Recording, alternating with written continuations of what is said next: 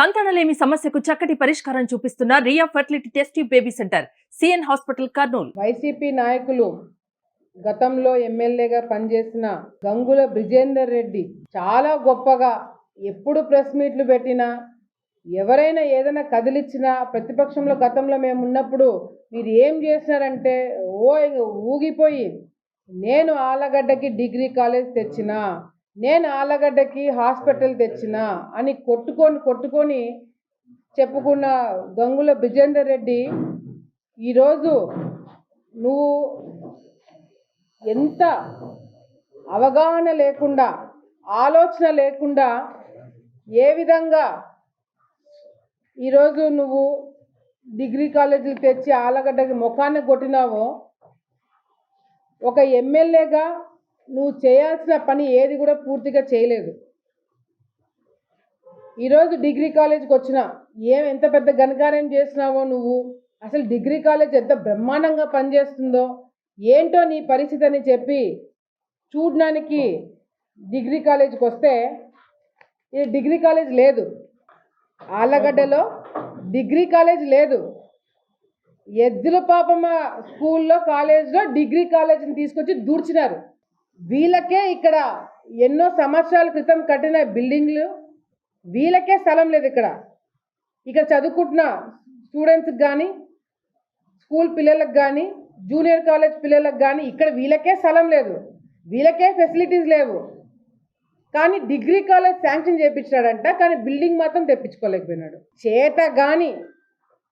చేత గాని ఎమ్మెల్యే ఆంధ్ర రాష్ట్రంలో ఎవడైనా గతంలో పనిచేసినాడు అంటే ఆ పేరు గంగుల బ్రిజేందర్ రెడ్డికే వస్తుంది. మామూలుగా ఒకటి ఏదైనా శాంక్షన్ కావాలి అంటే, ఒక కాలేజో స్కూల్లో ఏదైనా శాంక్షన్ కావాలంటే పలానా ఊళ్ళో ఇంత స్థలం ఉంది, ఒక 3 ఎకరాలో 4 ఎకరాలో 10 ఎకరాలో ఇంత స్థలం ఉంది, ఈ స్థలం చూపించి ఆ తర్వాత శాంక్షన్లు తెస్తాడు బుద్ధునోడు ఎవడైనా. స్థలం లేదు, కాలేజ్ లేదు, బిల్డింగ్ లేదు, ఫండ్స్ లేవు. ఫండ్స్ కూడా లేకుండా కేవలం డిగ్రీ కాలేజు శాంక్షన్ చేపించి ఆ కాలేజీని తీసుకొచ్చి అసలు స్థలమే లేని ఎద్దుల పాపమ్మ కాలేజు దూర్చిపెట్టినారు. ఇటుకలు లేవు, పెంకులు ఊడిపోతున్నాయి, అసలు క్లీనింగ్ లేదు, బూజు పట్టి ఉంది కాలేజ్ మొత్తం రికార్డ్ బుక్స్ అన్నీ కూడా. ఎక్కువ టైం లేదు, వీళ్ళు ఇంకా ఇది చూసేదాక తలకాయ పగిలిపోయింది. ప్రిన్సిపల్ డాక్టర్ జి శివరామయ్య, ఈయన సంవత్సరమైంది వచ్చి ఆలగడ్డకి. ఎక్కడి నుంచి వచ్చినాడు? నెల్లూరులో ఆయనని సస్పెండ్ చేస్తే అక్కడి నుంచి తీసుకొచ్చి ఆలగడ్డలో పడేసినారు.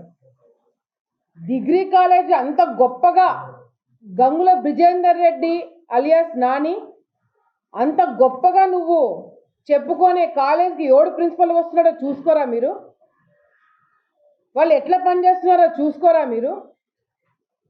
ఈరోజు వచ్చి చూస్తే ఈయన ప్రిన్సిపల్ గారు, ఈయనది నేటివ్ ఈజ్ ఫ్రమ్ కడప అంట.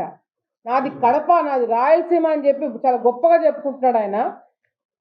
ఈ గవర్నమెంట్ డిగ్రీ కాలేజ్కి ఒక వెబ్సైట్ క్రియేట్ చేయడానికి 14,180 రూపాయలు ఖర్చు పెట్టినారు. ఒక వెబ్సైట్ క్రియేట్ చేయడానికి ఇక్కడ పనిచేసిన జూనియర్ అసిస్టెంట్ కూడా బీటెక్ చేసిన వాళ్ళు మేమే ఒక 10 నిమిషాలు వెబ్సైట్ ఎట్లా క్రియేట్ చేయాలని చెప్పి గూగుల్లో నొక్కితే యూట్యూబ్లో చూపిస్తారు వెబ్సైట్ ఎట్లా క్రియేట్ చేయాలా అని. దానికి 14,000 రూపాయలు కడప నుంచి ప్రిన్సిపల్ గారు అడిగా, ఎందుకు సార్ కడప నుంచి తెప్పించుకున్నారు మీరు ఏజెన్సీ వాళ్ళు? Why not Allagadda, why not Nandyal అంటే కడపలో బాగా చేస్తారంట, కడపలో బాగా వెబ్సైట్ క్రియేట్ చేస్తారంట, ఆలగడ్డలు నంద్యాలలో చేయలేరు మేడం అని చెప్పి చెప్తున్నాడు ఆయన.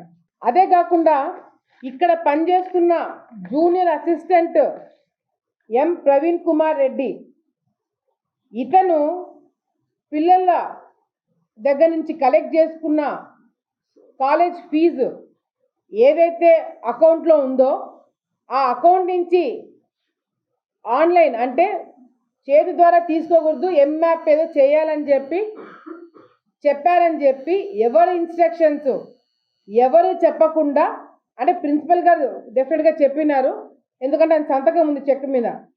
ప్రిన్సిపల్ గారు ఏం చేసినారంటే ప్రవీణ్ కుమార్ రెడ్డికి ఆ డబ్బులు అకౌంట్లో నుంచి డబ్బులంతా తీసుకొని ప్రవీణ్ కుమార్ రెడ్డి అకౌంట్లో వేసుకొని అక్కడి నుంచి మెల్లిమెల్లిగా పేమెంట్లు ఇవ్వాలని చెప్పి చెక్ ఒక గవర్నమెంట్ సొమ్ము పర్సనల్ అకౌంట్లోకి వేసుకొని వీళ్ళు నడుపుతుంటే దాని సంతకం కూడా ప్రిన్సిపల్ సంతకం పెట్టినాడు ఇక్కడ. ఇప్పుడు నేను వచ్చి అడిగితే ఆ ప్రవీణ్ కుమార్ రెడ్డి ఆ అబ్బాయి పైన ప్రిన్సిపల్ అంతా తోసేస్తున్నాడు, నువ్వెట్లా చేస్తావని. సంతకం మాత్రం ప్రిన్సిపల్ది ఉంది. నిరూపించలేకపోయినారు.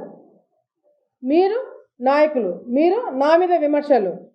ఇంకొకసారి ప్రెస్ మీట్లు పెట్టి నీతులు మాట్లాడినారనుకో, ప్రెస్ మీట్లు పెట్టి నా గురించి తప్పుడు కూతలు కూర్చున్నారనుకో, నేను యాక్షన్ తీసుకుంటా. లేదంటే మీకు నిజంగంటే చిత్తశుద్ధి ఉంటే నా మీద వేసిన అబండాలకి నిందలకి మీ దగ్గర ఆధారాలు ఉంటే చర్చకి నేను రెడీ. ఏ పోలీసులు మిమ్మల్ని అడ్డుకోరు, ఏ పోలీసులు మిమ్మల్ని హౌస్ అరెస్టులు చేయరు, ఏ పోలీసులు మీ జోలికి రారు. నేనే ఫ్రీ హ్యాండ్ ఇస్తా. మున్సిపల్ ఆఫీస్ దగ్గర మీటింగ్ పెడతాము, మీరు రండి, నేను కూర్చుంటా. ఏమేమి ఉన్నాయో ప్రెస్ వాళ్ళని కూర్చోబెడతాం, మీడియా వాళ్ళని కూర్చోబెడతాం, అందరినీ కూర్చోబెడతాం. నా మీద ఉన్న ఆధారాలు మీరు ఏదైనా నిరూపిస్తే అందరి ముందర మీకు క్షమాపణ చెప్తా. మీరు సిద్ధమా? ఊరికే అప్పుడు సిద్ధమని మొత్తుకొని తిరగడం కాదు, ఇప్పుడు సిద్ధమా చెప్పు నువ్వు. లేదంటే నోరు మూసుకొని ఇళ్ళల్లో కూర్చోండి. పిచ్చిగా బయటకు వచ్చి ఆడ డబ్బులు తీసుకుంటారు, ఈడ డబ్బులు తీసుకుంటారంటే చూస్తూ కూర్చోనము. ఇదే లాస్ట్ అండ్ ఫైనల్ వార్నింగ్. మీ దగ్గర ఆధారాలు ఉంటే కమ్ అండ్ ప్రూవ్ ఇట్. ఆధారాలు లేకపోతే నోరు మూసుకొని ఇళ్ళల్లో కూర్చోండి. మీరు చేసిన పనులు పిచ్చి వాళ్ళు వచ్చి ప్రిన్సిపల్ దగ్గర పనిచేసి పిల్లల జీవితాలతో ఆడుకుంటున్నారు. దీని మీద దృష్టి పెట్టవు.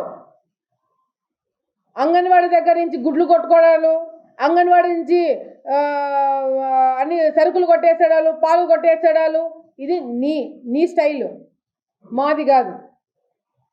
నువ్వు చెప్పినావు చూడు, చికెన్ సెంటర్లు, శిల్పాలు పెడతా ప్రెస్ మీట్ ఆధారాలతో సహా ఏం చేస్తున్నామో ఆలగడ్డలు అనేది ఆధారాలతో సహా ఓపెన్గా ప్రెస్ మీట్ పెడతా. అలా దించుకునేలాగా చేస్తా మిమ్మల్ని.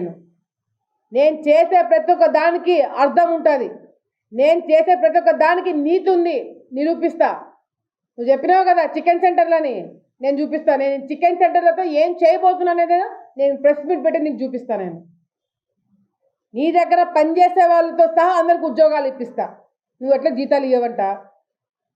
నీ దగ్గర పనిచేసే వాళ్ళతో సహా నేను వాళ్ళకి ఉద్యోగాలు ఇప్పిస్తా. ఇప్పుడు పనిచేసింది ఎవడనుకున్నావు అక్కడ? ప్రవీణ్ కుమార్ రెడ్డి. ఎరుగుడు తిన్నా కానీ నేను సస్పెండ్ చేయను. ఈ ప్రవీణ్ కుమార్ రెడ్డిని బుక్ చేయాలనుకుంది ప్రిన్సిపల్. నేను ప్రిన్సిపల్నే తిడుతున్నా. మీ ఎరుగుతున్న వాళ్ళని తిట్టట్లా. తప్పు చేస్తే ఆడు కొత్త పలైనా సరే, ఎరుగుడున్నా సరే శిక్ష పడుతుంది. అర్థమైంది కదా? ఇప్పుడు నుంచి మీరు పిచ్చి కూతలు కూస్తే లీగల్గా మీ మీద యాక్షన్ తీసుకోవడం జరుగుతుంది. డెఫినెట్గా నేను అధికారంలోకి వచ్చిన తర్వాత కొంతమంది ఇబ్బంది పడతారు.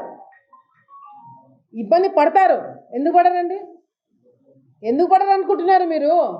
నేను ఎవరిని ఇబ్బంది పెట్టదని నేను చెప్పినానా? అధికారంలోకి వస్తే మీ తోలు తీస్తానని చెప్పినా కదా, మరి ఎందుకు తీయను? మంచితనం చూపిస్తాను అనుకుంటున్నారా? మీ దగ్గర ఎంతమంది మీరు తప్పుడు కేసులు పెట్టలే, మీరు ఎంతమంది జీవితాలతో మీరు ఆడుకోలేదు. మిమ్మల్ని వదిలేస్తారని ఎందుకు అనుకుంటున్నారు మీరు?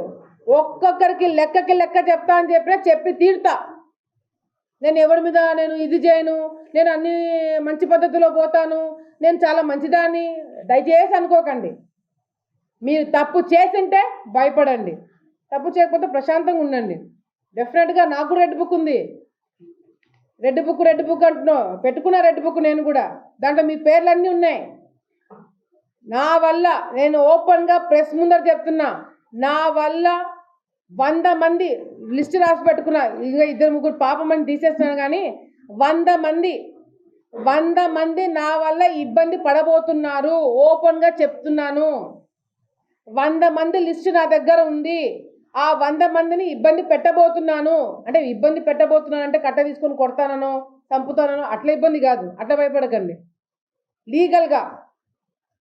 లీగల్గా మళ్ళీ చెప్తున్నా, లీగల్గా మీ మీద యాక్షన్ తీసుకుంటాం.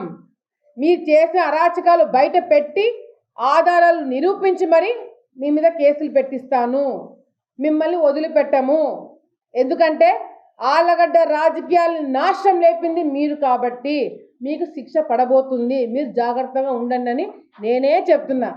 దీనికి పుకార్లు అవసరం లేదు, దీంట్లో లోపల మాట్లాడేది ఏం లేదు. ఓపెన్గా చెప్తున్నాను, 100 మంది నా వల్ల ఇబ్బంది పడబోతున్నారు. గతంలో మీరు చేసిన అరాచకాలు బయట పెట్టి మిమ్మల్ని ఇబ్బంది పెట్టబోతున్నాము. తప్పు చేసిన వాడిని శిక్ష పెడితే వాడికి ఇబ్బంది పడతాం కదా, వాడు ఇబ్బంది పడతాడు కదా. ఈ కాలేజీలో అమ్మాయిలకే కదా, అసలు స్టూడెంట్స్ ఎవరికి వాష్రూమ్స్ లేవు, టాయిలెట్లు లేవు, ఘోరంగా ఉన్నాయి క్లాస్ రూమ్స్. అదేవిధంగా కసుగొట్టడానికి పిల్లలు కసుగొట్టుకుంటున్నారు 3 సంవత్సరాలు 2 సంవత్సరాల నుంచి. ఈ కాలేజ్ ఏదైతే సోకాల్డ్ కాలేజ్ అని చెప్పి చూపించుకుంటున్నాడో ఆ కాలేజ్కి 2 సంవత్సరాల నుంచి కసుగొట్టేది ఎవరు?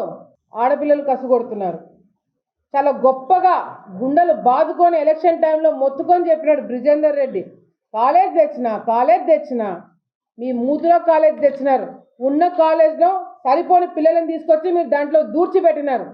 దానివల్ల ఎవరికి ఉపయోగం లేకుండా పోతుంది. కంప్యూటర్లు పనిచేయట్లేదు, కొన్ని క్లాస్ రూమ్స్లో బ్లాక్ బోర్డ్స్ లేవు. అసలు విచిత్రం ఏంటంటే ల్యాబ్స్ లేవు.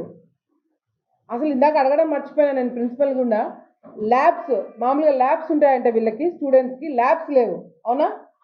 ల్యాబ్స్ లేకుండా ఫైనల్ ఎగ్జామ్స్ వాళ్ళు ఎట్లా పాస్ అయినారు, ఎట్లా వాళ్ళని పాస్ చేయించారు, ఎక్కడ వాళ్ళు ప్రాక్టీస్ చేసుకున్నారు, ఎక్కడ ఎగ్జామ్ రాస్తున్నారు, ప్రాక్టికల్స్ అనేది కూడా ఇప్పుడు క్వశ్చన్ మార్క్. అది కూడా వీళ్ళు ఆన్సర్ చెప్పాలి స్టాఫ్.